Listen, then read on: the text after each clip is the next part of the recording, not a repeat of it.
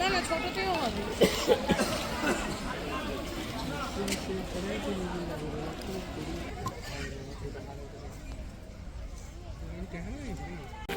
প্রতিদিনের পরিচিত আকাশে কোনো অজানা আগন্তুকের হঠাৎ আবির্ভাব আমাদের বিস্মিত করে।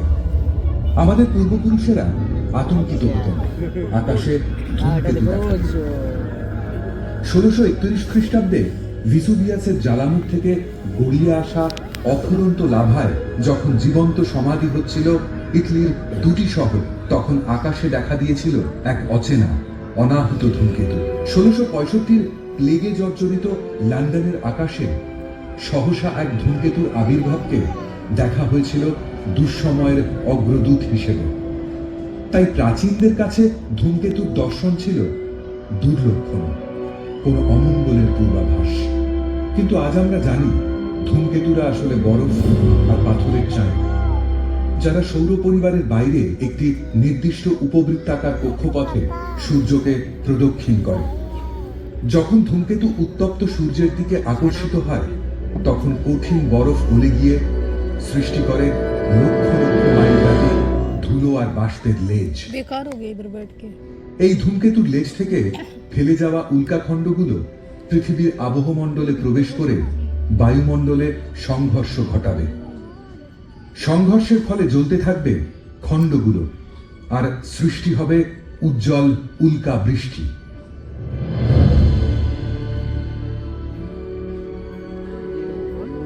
देखो या कुछ भी करा बीच नीचे था ना तो बढ़िया हर चीज देख लेता है। तो ऐसे अगर कोना बैठे तो खच्चा गए। এই বিপুল ব্রহ্মাণ্ডের এক অতি ক্ষুদ্র সদস্য এই পৃথিবী, যার সবকিছুর পরিবর্তন ঘটে চলেছে দ্রুত গতিতে।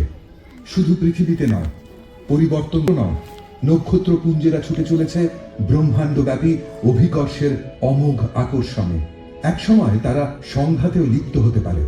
এই সংঘাত আশঙ্কাজনক, কিন্তু তা ভয়ঙ্কর হতে পারে, আবার কখনো সুন্দর। আসুন আমরা পাড়ি দিই পৃথিবীর আশেপাশে, পেরিয়ে যাই সুদূর ছায়াপথ, বুঝতে থাকি কেমন করে মহাজাগতিক সংঘাত গড়েছিল ব্রহ্মাণ্ডের অতীতকে, বদলে দিচ্ছে বর্তমান, আকার দিয়ে চলেছে আগামীকালে। দেখতে কি ঘটেছিল। আমরা দেখছি প্রাগৈতিহাসিক পৃথিবীকে, যখন সে গড়ে উঠছিল গ্রহ হিসেবে। পৃথিবীতে তখনও আসেনি প্রাণের স্পন্দন। সেই আদিকালে আমাদের সৌরজগতে ভেসে বেড়াতো অসংখ্য পাথর। কেউ ছিল অতিকায় গ্রহ আকারের, অনেকেই আকর্ষিত হচ্ছিল পৃথিবীর দিকে। একটি এসে পড়ল বড্ড কাছে।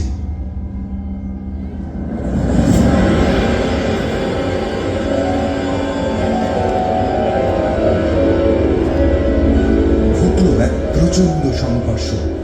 পৃথিবীর একাংশ উৎক্ষিপ্ত হল, মহাকাশে ছড়িয়ে পড়ল ধ্বংসাবশেষের অনন্ত পাথর। কিছু পাথর ফিরে এলো বিধ্বস্ত পৃথিবীতে।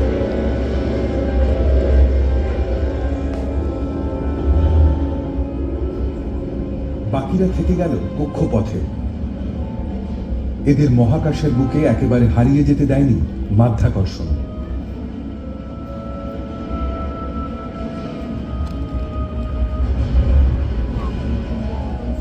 পৃথিবীকে কেন্দ্র করে ঘুরে ঘূর্ণায়মান অসংখ্য পাথর মাধ্যাকর্ষণের প্রভাবে পরস্পরের কাছে আসতে থাকলো। ঘটছিল আরো সংঘাত, আর গলন্ত পাথর মিলেমিশে সৃষ্টি করতে থাকলো আরো বড় বিন্দু।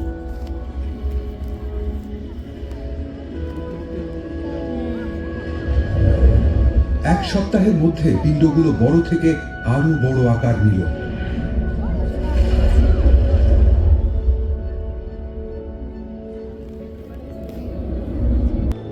হ্যাঁ, এটাই ঠিক। মাত্র 1 মাসে জন্ম নিয়েছিল আমাদের চাঁদ। এইভাবে জন্ম নিল আজকের চাঁদ। এটা ভাবতে অবাক লাগে যে রাতের আকাশের এই কল্পনারঙিন গোলক আসলে এক বিপুল সংঘর্ষের পরিণতি, কিন্তু এটাই সত্যি। সহস্র পদ্ধতির মধ্যে দিয়ে সংঘর্ষই পৃথিবীতে এনেছিল প্রাণ। সংঘর্ষের শক্তি হেলিয়েছিল পৃথিবীর অক্ষ। এলো ঋতু বৈচিত্র্য, আর চাঁদের মাধ্যাকর্ষণে নদী আর সাগরে এলো জোয়ার ভাটা। তারপর থেকে আজ অনেক শান্ত হয়েছে সৌরজগৎ। তাই বহিরাগত কোনো গ্রহের পৃথিবীতে আছড়ে পড়ার ভয় থেকে আমরা মুক্ত। কিন্তু আরো অনেক সংঘর্ষ আমাদেরকে প্রভাবিত করেছে প্রতিদিন, প্রতিক্ষণে। তার কিছু গুরুত্বপূর্ণ বেশ স্থিতিশীল, এবং তার স্থিতিশীল থাকবে আরো বেশ কয়েক কোটি বছর। পৃথিবীর বুকে শত কোটি প্রাণ স্পন্দিত হয় সূর্যের গভীরে অবিরাম সংঘাতের কারণে। আমাদের সূর্য একটি নক্ষত্র, রাতের আকাশে অসংখ্য নক্ষত্রের একটি। সূর্যকে শান্ত এবং দীপ্ত একটি স্বর্ণ গোলকের মতো দেখায়, কারণ সূর্যের ঘটায় ডুবে যায় সূর্যের কেন্দ্রে, আর বিচ্ছুরিত হয় বিপুল শক্তি। সূর্যের শক্তির প্রধান অংশই রূপান্তরিত হয় আলো এবং উত্তাপে। কিছু প্রবাহমান শক্তি সূর্যপৃষ্ঠ থেকে সৌর বাতাস হয়ে বয়ে যায় সৌরমণ্ডলের মধ্যে দিয়ে, ঘন্টায় প্রায় 10 লক্ষ মাইল গতিতে, অথবা প্রায়শই আরো দ্রুত গতিসম্পন্ন সৌর বাতাসের কণা বিস্ফোরিত হয় মহাকাশে। আমরা এখন নাসার উপগ্রহের চোখ দিয়ে সৌর ঝড়ের প্রকৃত ছবি দেখছি। এরা কিন্তু একেবারেই শান্ত নয়। আমাদের কৃত্রিম উপগ্রহের ক্যামেরাকে অকেজো করে দিয়েছিল এই সৌর ঝড়।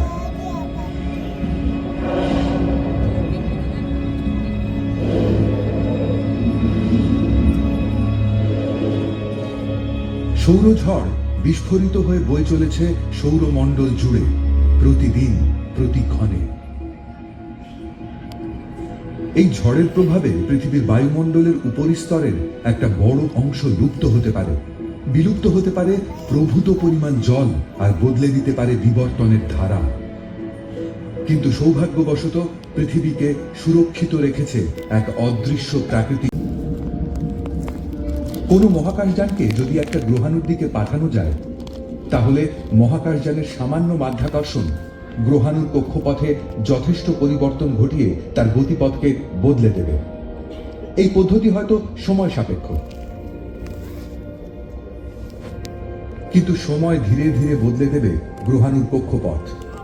অবশেষে তার গতিপথ সরে যাবে শত শত কিলোমিটার।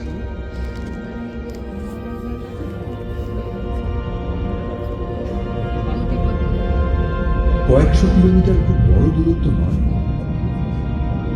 কিন্তু পৃথিবী হবে নিরাপদ।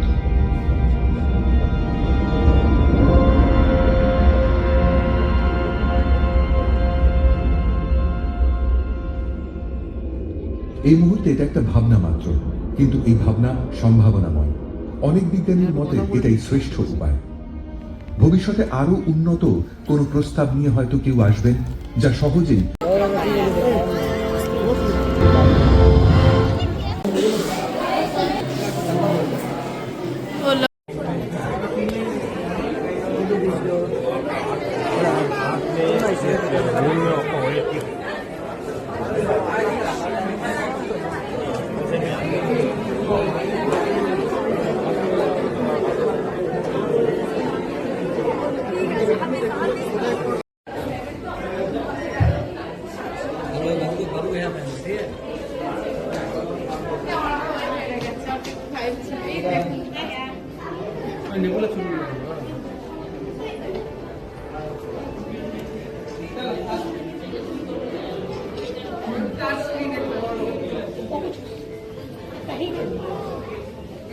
फोटो खिंचवाने वाली है बाहर बाहर चलाइए